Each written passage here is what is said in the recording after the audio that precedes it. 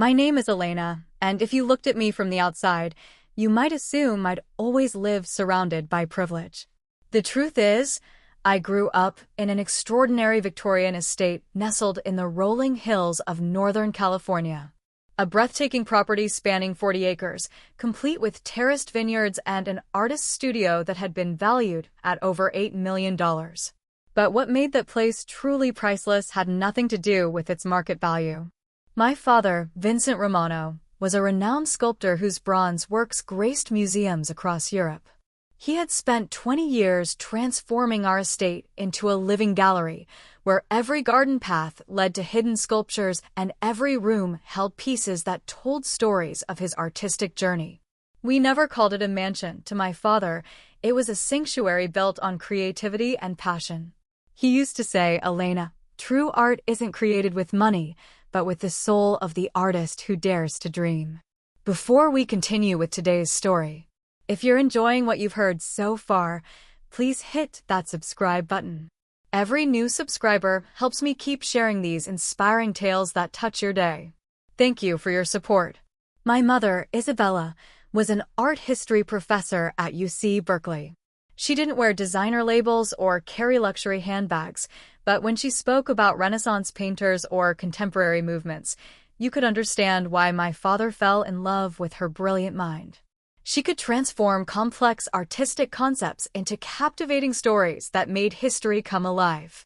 I still remember when I was 9 and begged my parents for an expensive art set because all my classmates had professional supplies. My mother simply smiled and asked, "Would you like to learn how to earn it through your own artistic growth?" So I began creating small pieces, clay sculptures, watercolor paintings, even helping catalog my father's extensive art collection. It took nearly 6 months to save enough commission money from selling my work at local craft fairs. When I finally bought that art set with my own earnings, my mother said, "You didn't just purchase supplies, Elena. You discovered the true value of artistic dedication." Even though my family possessed considerable wealth, my parents chose to send me to the local public school, where my friends had no idea about the masterpieces that filled our daily lives. I rode the school bus, ate lunches my mother packed, and never wore anything that would draw attention to our family's artistic legacy. Once, when visiting a friend's house, my mother reminded me, "Elena, let people know you for your kindness and creativity, not for what your family owns. Let your character be what they remember." I learned to live simply while surrounded by extraordinary beauty. But the most valuable lesson wasn't about sculptures or paintings. It was understanding that true worth comes from how you treat others, how you face challenges, and the authenticity behind every choice you make. My father once brought me to his private studio, a glass-walled sanctuary overlooking our vineyards where golden light streamed through floor-to-ceiling windows. He stood there, clay-stained hands crossed, looking directly at me. "Elena, someday this estate will be yours. But remember, you don't belong to wealth or art. Let your value come from what you create, not what you inherit." I was too young to fully grasp his words then.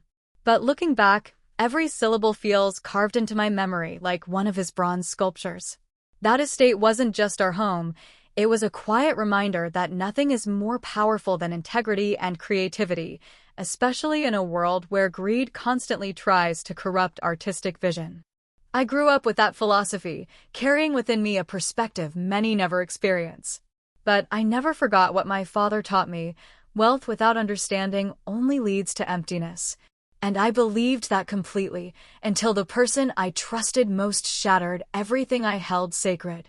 I used to think that living humbly among artistic greatness was the best way to avoid being judged for my family's success. But sometimes silence itself invites people to create their own narratives about you. When I was 13, something happened that completely changed how I understood friendship and the boundaries that wealth creates. I was in 8th grade at Riverside Middle School, a vibrant school full of creativity and character. I had a close group of 3 friends, Maya, Stella, and Zoe. Stella was the most outspoken, always energetic, always curious, and the first to ask probing questions. "Elena, is it true your house has an actual art gallery? And a wine cellar that's older than our school?" I gave a half smile and deflected. I didn't want my friends to see me differently. I treasured our lunch breaks, sharing snacks in the cafeteria, our silly games during recess, and I genuinely believed our friendship was authentic. Then Maya's sketchbook was ruined. It was a leather-bound journal her grandmother had given her for her birthday, filled with drawings she'd worked on for months. During art class, she asked me to look at her latest sketches. I still remember the sinking feeling when it slipped from my hands and landed in a puddle of spilled paint water. The pages warped instantly, the ink bleeding into abstract smears. Maya stared at the destroyed book, not crying, but her eyes filled with devastation. I immediately apologized and promised to replace it or find a way to restore it. That evening, I told my mother what had happened. She looked at me thoughtfully, then said gently, "Elena, you can apologize sincerely. You can research art restoration techniques. But you cannot use family money to fix mistakes that weren't made with malicious intent. You need to take responsibility through your own effort and creativity." It took me 3 weeks of creating and selling small art pieces at weekend markets before I had enough money to buy Maya a new sketchbook, an even more beautiful one than she'd lost. But when I presented it to her, she didn't smile. Stella, standing beside her, chimed in, "For someone whose family has museum-quality art, a $30 sketchbook is pocket change. Are you sure this isn't just guilt money, Elena?" I froze. That familiar chill returned. The next day, rumors began spreading that I'd destroyed the sketchbook on purpose to show off by replacing it with something expensive. That I was trying to buy their friendship. I thought I was better than everyone else because of my family's art collection. Zoe didn't say anything directly, but the way she avoided eye contact during lunch said everything. The art teacher heard about the incident when several students complained, something I later learned Stella had orchestrated. My father took time away from his studio to come to school. During the meeting with the principal, he sat quietly through all the accusations, then calmly pulled out the receipts from the craft fairs where I'd sold my work, along with photos of the pieces I'd created. He simply said, "I taught my daughter that integrity doesn't need to shout its defense. It just needs to stand firm in truth." I was cleared of wrongdoing. Stella and Maya were disciplined for spreading false information. But what I'll never forget wasn't their punishment. It was what my father whispered to me as we walked out of the school office. "Elena, some people will only see your family's success, never your heart. Don't let those people determine your worth." After that, I distanced myself from that friend group.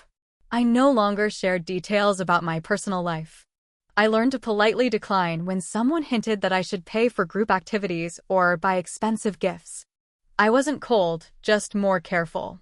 Years later, I still keep that ruined sketchbook, water-stained and warped. To me, it's a reminder of the value of saying no, of the first scars that distrust can leave, and of how I learned that sometimes true wealth is the ability to stand alone without losing yourself. I met Cameron when I was 31 at an art exhibition in San Francisco, where I was invited as a guest speaker on art authentication and forgery detection. He was one of the attendees sitting in the back row and the only person brave enough to ask a challenging question after my presentation. How do you balance preserving artistic integrity with the commercial pressures of the art market? That question didn't catch me off guard. It intrigued me. He wasn't asking to impress anyone. He was asking because he genuinely wanted to understand. After the exhibition, we talked over coffee in the museum cafe, and I realized Cameron was thoughtful, genuine, with a unique perspective on creativity. He worked as a freelance graphic designer, not hugely successful, but clearly passionate about his craft. Most importantly, he had no idea who I was beyond that evening's presentation. Something that felt refreshing. We stayed in touch. Our first conversations were about art and design, which slowly evolved into late-night phone calls, weekend gallery visits, and then short trips to explore different art scenes. Cameron had an energy that made life feel more vibrant. He wasn't intimidated by my knowledge of art, never asked about my family's wealth, and showed no curiosity about my background beyond what I chose to share. Once, jokingly, I asked, "Aren't you going to look me up online?" Cameron just shrugged. "I'd rather discover who you are through your own words."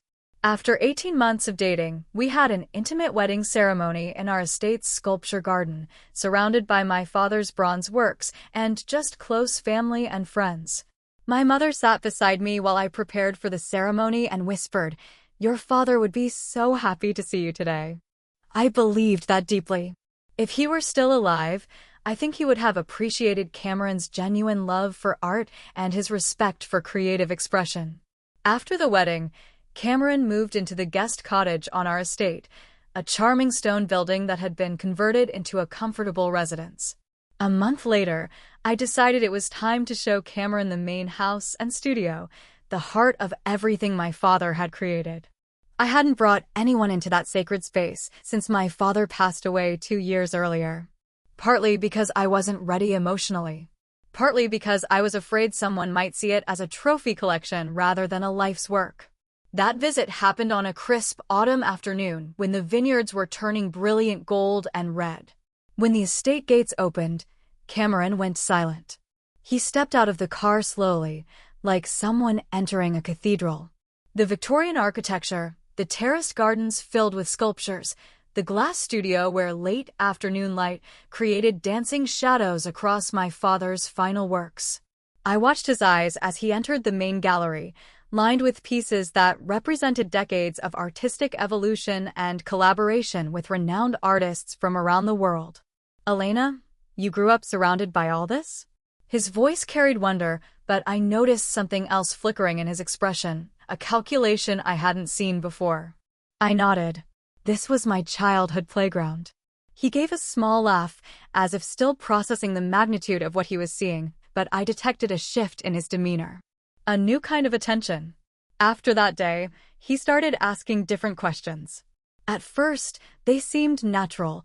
How long did your father work on this piece? Who maintains the collection?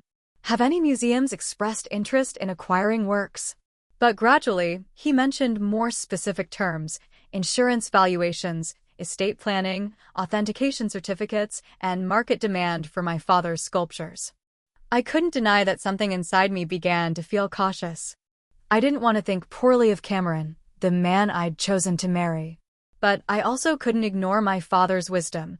The person who truly loves you will respect your boundaries even when you don't explain them. A few weeks later, during dinner at the cottage, while I was serving wine from our vineyard, Cameron suddenly asked, "Elena, if something happened to your mother, who would inherit the art collection?" I froze, the bottle trembling slightly in my hands. Looking him directly in the eyes, I said, "That's a family matter, Cameron. I think you understand why that's private." He smiled, but it wasn't the warm smile I'd grown to love. For the first time since we'd met, I felt a thin but sharp distance forming between two people who had once promised complete transparency. And I began to wonder, was there something in him I'd overlooked simply because I'd wanted to trust? The call from my mother came on a Thursday evening just as I was reviewing authentication documents for a gallery exhibition. Her message was brief but devastating. "Elena, I need you at the hospital. It's about your father's work." I left everything and drove to Stanford Medical Center within minutes. On the way, my mind raced with confusion. My father had been gone for 2 years. What could this be about? But when I found my mother in the waiting room, pale and shaken, I knew this wasn't about old memories. She looked up at me with eyes full of fear and said quietly, "The police were here, Elena. They've discovered something about your father's death that changes everything." I sat down beside her, my heart racing. "What do you mean?" "The detectives said they've reopened the investigation. They found evidence that your father's death wasn't from natural causes." The world seemed to tilt. My father had died of an apparent heart attack in his studio 2 years ago. The doctors said his heart simply gave out. He'd been working long hours, stressed about a major exhibition. We'd never questioned it. "Evidence of what?" I whispered. My mother's hands were shaking as she pulled out a folder the detective had given her. They found traces of a rare plant toxin in samples they'd preserved from the autopsy. Something that mimics heart failure but can only be detected with very specific testing that wasn't done initially. I stared at the medical documents, unable to process what I was reading. "Someone poisoned him, Elena." Someone who knew exactly what they were doing. The detective, a woman named Sarah Martinez, arrived an hour later. She was professional but gentle as she explained what they'd discovered. We reopened several cases from that time period after similar toxins were found in other deaths. This particular poison comes from a plant called Conium maculatum, poison hemlock. It's rare, but it grows in specific climates like Northern California. She paused, studying my face. The person who did this would have needed access to your father regularly, knowledge of the plant, and time to administer it gradually over several weeks. My mother and I exchanged a look of horror. We'll need to interview everyone who had regular contact with your father in the months before his death, Detective Martinez continued. Family members, business associates, anyone who visited the estate frequently. As she spoke, a terrible realization began forming in my mind. Someone had murdered my father for his art collection. Someone who knew the value of his work and wanted access to it. But the detective's next words shattered everything I thought I understood about my life. Mrs. Romano, we've also discovered that your husband had been receiving anonymous threats for several months before his death. Threats related to a forgery scandal he'd been investigating. My mother gasped. What forgery scandal? Your husband had apparently discovered that several high-value pieces in prominent collections were sophisticated forgeries. He was quietly working with federal art crime investigators to expose a network of forgers and dealers. We found his research hidden in his studio. I felt like I was falling through space. My father, the man I'd thought lived purely for artistic creation, had been secretly working as an investigator, putting himself in danger to protect the integrity of the art world. The toxin was likely administered by someone who knew about his investigation and wanted to stop him, Detective Martinez said. Someone with intimate access to his daily life. That night, I couldn't sleep.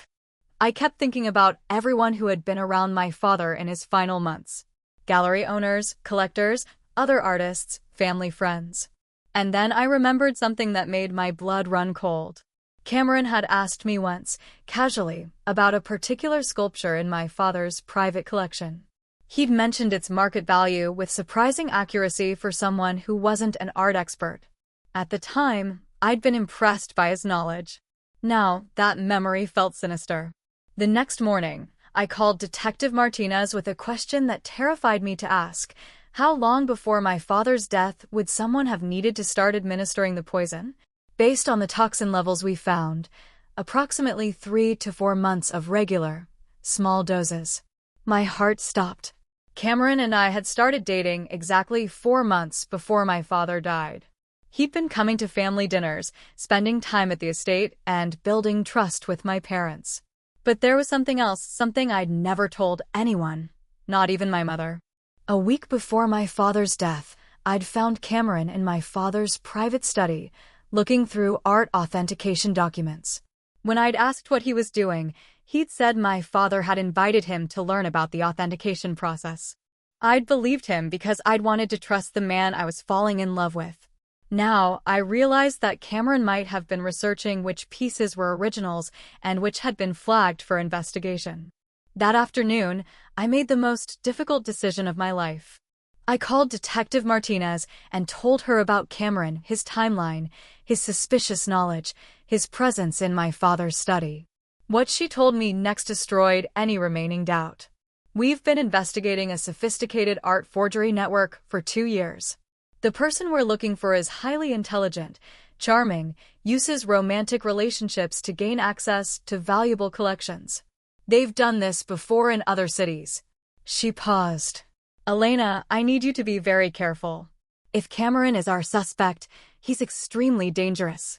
And he's been living on your property, with access to everything your father died protecting.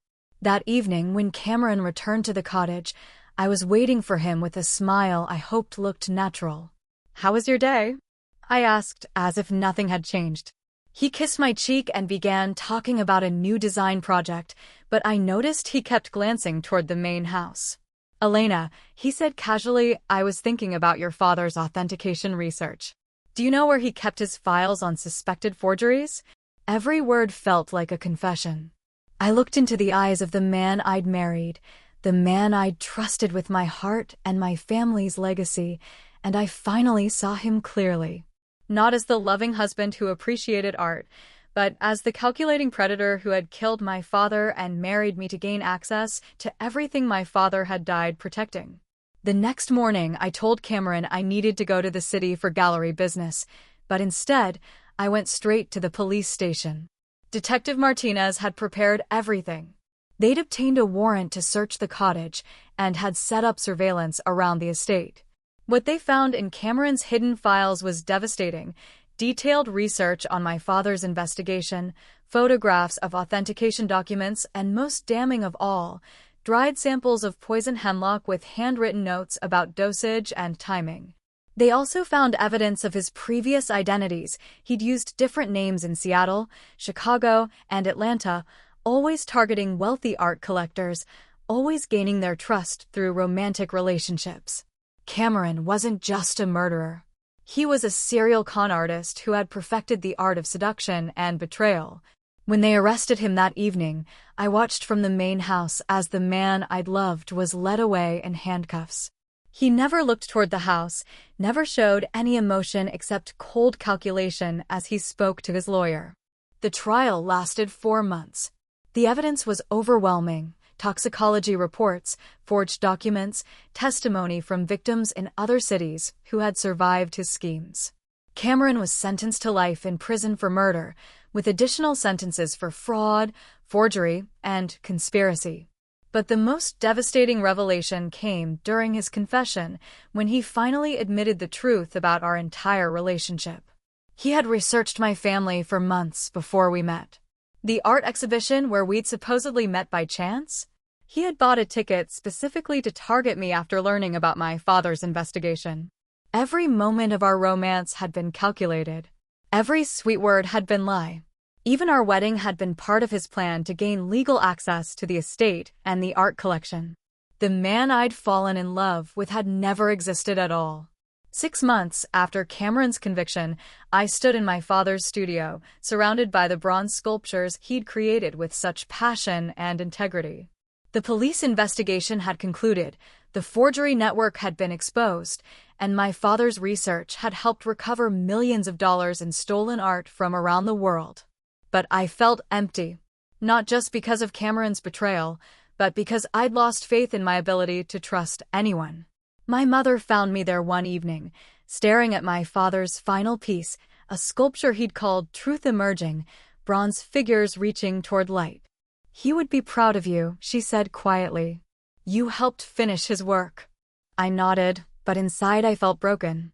How do I trust anyone again, Mom? How do I know the difference between genuine love and calculated deception? She was quiet for a long moment, then said, "Your father once told me that the greatest artists are the ones who continue creating even after their hearts have been broken. They transform pain into something beautiful." That night, I made a decision that would change everything. Instead of retreating from the world, I would honor my father's legacy by continuing his work, not just as an artist, but as a protector of artistic integrity. I established the Vincent Romano Foundation for Art Authentication, using the estate as a research center where experts could study forgeries and develop new detection methods. But more importantly, I began creating again. For the first time since my father's death, I returned to sculpture, channeling my grief and anger into bronze figures that told stories of betrayal and resilience. My first major piece was called The Mask Falls Away, a figure shedding layers of false faces to reveal truth beneath. Art became my therapy, my way of processing the trauma of loving someone who had never existed. The foundation grew quickly. Art historians, forensic experts, and law enforcement officers came to study at the estate. We developed new authentication techniques that helped museums and collectors identify forgeries before they entered the market. And slowly, surrounded by people who shared my father's passion for truth and integrity, I began to heal. 1 year after Cameron's conviction, I received a letter from him in prison. I almost threw it away unopened, but something made me read it. "Elena, I know you'll never forgive me, and I don't expect you to. but I need you to know that for a brief moment, when I saw you creating art in your father's studio, I almost forgot why I was there. You made me remember what it felt like to appreciate beauty for its own sake, not for its value. I'm not asking for redemption. I just want you to know that the person you fell in love with, the one who appreciated your creativity, he was real, even if only for a moment. I burned the letter that same day. Whatever fleeting humanity Cameron might have felt didn't erase the evil he'd done. But his words did make me realize something important. I hadn't been completely wrong about love. I had been wrong about him.